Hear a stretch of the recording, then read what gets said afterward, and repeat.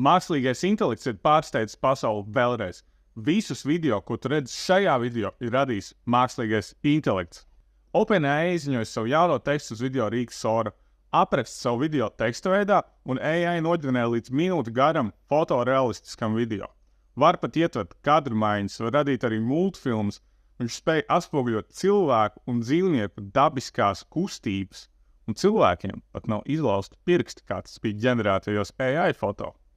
Protams, nav jau pilnīgi ideāli, esot problēmas ar fizikas attēlēšanu un mēdz aizmirst kontekstu. Piemēram, vienā ainā cilvēks nulkoši cep, un nākošajā ainā šis caurums vispār nav redzams.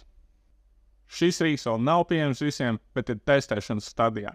Ja agrāk boomeriem bija lielākas problēmas atpazīt patiesas video no meliem, tad tagad tā būs globāla problēma pilnīgi visiem cilvēkiem. Spied laiku šim video, ja mākslīgais intelekts atņems arī tavu darbu.